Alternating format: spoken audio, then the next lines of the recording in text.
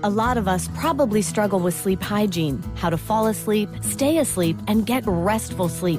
But did you know that improving your sleep hygiene could help improve your overall health? Health Break, a podcast by UPMC Health Plan, dives into this topic with advice and tips you can use from our expert wellness health coaches. Listen now to find out how you can start improving your sleep at upmchp.us/healthbreaksleep. That's upmchp.us/healthbreaksleep.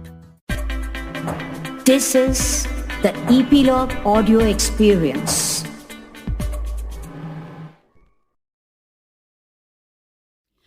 Kanha का जन्म हुआ कारागार में। उसी रात पहुंचे गोकुल में।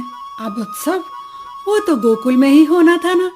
कैसे हुआ, कौन कौन आए और क्या कंस मामा इस सब में शांत बैठे रहे? चलिए कान्हा की मस्ती भरी कहानियों में सुनते हैं कहानी कृष्ण जन्मोत्सव और पूतना उद्धार, जिसे आप सुन सकते हैं एपिलॉग मीडिया वेबसाइट या अपने पसंदीदा पॉडकास्ट स्टेशन पर। गोकुल में नंद और यशोदा के यहाँ आज बहुत ही खुशी का दिन है। नगर में घोषणा की गई कि यशोदा ने पुत्र को जन्म दिया है। ज्योतिषियों और ब्राह्मणों को आमंत्रित किया गया। सभी तैयार होकर जन्मोत्सव के शुभ मंत्रोच्चार और अनुष्ठान में शामिल हुए। ब्राह्मणों को गैया दान, अनाज दान और स्वर्ण दान किया गया। सारे ब्राह्मणों ने लाला के अच्छे भाग्य के लिए वैदिक मंत्र बोले। घर के बाहर भेरी मतलब ड्रम और दुदुम्बियान मतलब ढोल, वो भी बजाए जा रहे थे। घर के अंदर और बाहर चावल के आटे से रंगोली बनाई गई थी। गली और सड़कों पर सुगंधित जल का छिड़काव किया गया था। छतों और छज्जों पर बंधनवार दरवाजे हरे पत्तियों और फूलों से सजाए गए थे। सभी गायों, बैलों और बछड़ों को तेल और हल्दी का लेप लगाया गया था। उन्हें मोर पंख, रंगीन कपड़ों और सुनहरे हारों से सजाया गया। सभी ग्वाल नए वस्त्रों में तैयार होकर, सिर पर पगड़ियां बांधकर, भेंट गिफ्ट लेकर नंद महाराज के घर उनको बधाई देने आए। सभी गोपियां भी यशोदा की खुशी में शामिल होने बन ठन कर आई। गोपियां बालक को आशीर्वाद दे रही थी और तेल में हल्दी का लेप, दही, दूध तथा जल का मिक्सचर वो बनाकर लाला पर और अन्य सभी पर छिड़क रही थी। मधुर संगीत बज रहा था। जब ग्वालों ने गोपियों की लीला देखी तो उन्होंने भी दूध, दही, मक्खन सब पर छिड़कना शुरू कर दिया। फिर तो दोनों ओर से माखन फेंका जाने लगा। नंद महाराज यह लीलाएं देखकर बहुत खुश हो रहे थे। जन्मोत्सव के बाद नंद महाराज ने मथुरा जाकर कंस सरकार का कर यानी टैक्स भराने का कार्यक्रम बनाया। जाने से पहले उन्होंने विष्णु भगवान से उनके लाला का ध्यान रखने के लिए प्रार्थना की। ग्वालों को भी गोकुल की देखरेख करने की जिम्मेदारी दे दी। उन्हें तो पता ही नहीं था कि जिस विष्णु भगवान से वे अपने लाला की रक्षा कहने को कह रहे हैं, वे तो खुद ही विष्णु के अवतार हैं। नंद महाराज मथुरा आए हुए हैं। यह समाचार पाते ही वासुदेव उनसे मिलने आ गए। दोनों एक दूसरे को देखकर भाव विभोर यानी कि इमोशनल हो गए और एक दूसरे के गले लग गए। नंद को यह तो पता था कि बलराम वासुदेव के पुत्र हैं, क्योंकि वे रोहिणी के संतान थे और रोहिणी वासुदेव की पत्नी, हमने बताया था ना आपको। लेकिन कान्हा भी वासुदेव का बेटा है, यह उन्हें पता नहीं था, क्योंकि जब वासुदेव कृष्ण को गोकुल लाए थे तो योग माया से उनको बदला था। मगर तब नंद बाबा और यशोदा दोनों गहरी नींद में थे। नंद के घर में देख रेख में वासुदेव के दोनों पुत्र थे।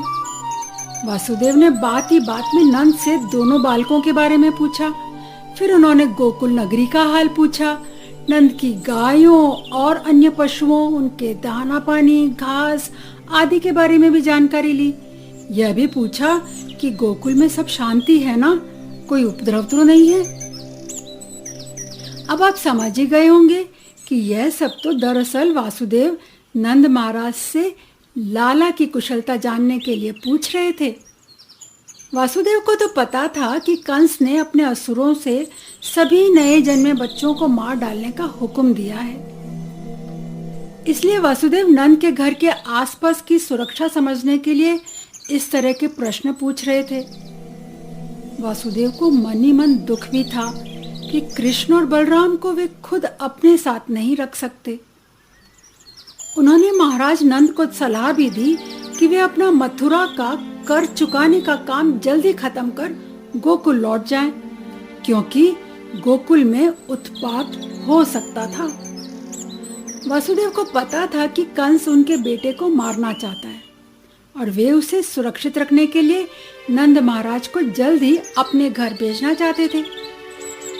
वासुदेव की बात को नंद बाबा ने गहराई से लिया और भगवान से प्रार्थना करने लगे कि गोकुल में सभी सकुशल, मंगल और सुरक्षित रहे। जल्दी ही अपना काम खत्म कर वे ग्वालों के साथ गोकुल की ओर चल दिए। यहाँ गोकुलवासी हो तो नंद के घर के बाहर भीड़ लगाए रहते थे।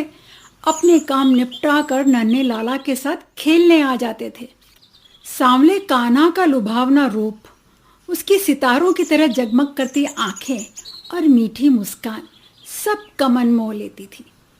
इधर मथुरा के दुष्ट राजा कंस ने योग माया की कही बात को याद रखते हुए अपने सारे राक्षसों को आदेश दिया कि वे जगह जगह जाकर वासुदेव के बालक की तलाश करें। सभी अपनी अपनी तरह से काम में लग गए।